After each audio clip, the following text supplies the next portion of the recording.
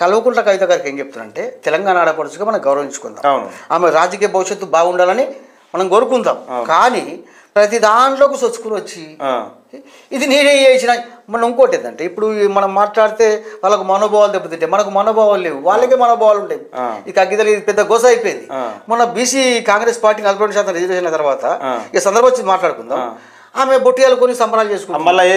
పక్కింట్లో నుండి పండుగ అయితే నువ్వెందుకు కలుపుకోవాలి అంటే ఈమె బట్టి వచ్చింది నిజంగా. అవన్నీ ఇప్పుడు కల్వకుంట్ల కవిత గారు ఏం చెప్తున్నా అంటే నేనే బతుకమ్మ సృష్టికర్తను,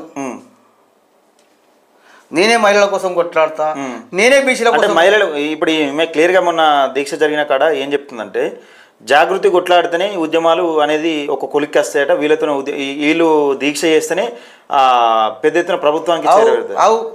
ఆ తెలంగాణ ఉద్యమం సమయం తీసుకుంటే చీమలు పెట్టిన పుట్టలో పాములు జ్వరబట్టినట్టు తొలి తెలంగాణ ఉద్యమం మళ్ళీ తెలంగాణ ఉద్యమంలో ఎందరో ఆత్మ బలిదానాలు జరిగినాయి, ఎందరో ఉద్యమకారులు ప్రాణాలు కోల్పోయిన చిట్ట చివరికి వచ్చి నేనే తెలంగాణ జాతి అని చెప్పి చెప్పుకుంటారు.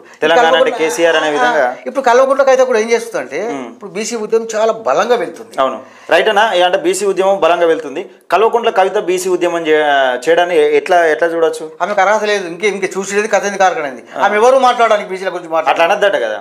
ఎవడంటాడు నా రమ్మని మాట్లాడతా. అదే స్వయం ప్రకటిత ఉద్యమకారులను పక్కన పెట్టుకొని వాళ్ళ బలహీనతలు ఆసరా చేసుకొని వాళ్ళకు పైసలు ఎగవేసి కల్వకుంట్ల కవిత ఖర్చు ఎంత తక్కువ మాట అంత మంచిది, ఎంత తక్కువ మాట అంత మంచిది అంటున్నా. ఆమెకు విధానం లేదు, ఒక తెలంగాణ ఆడపచ్చు అని చెప్పి మనం గౌరవించుకుంటున్నాం. కానీ అది రామారామ కోసం మాట్లాడి తప్పు, ఆమె గురించి మాట్లాడద్దు.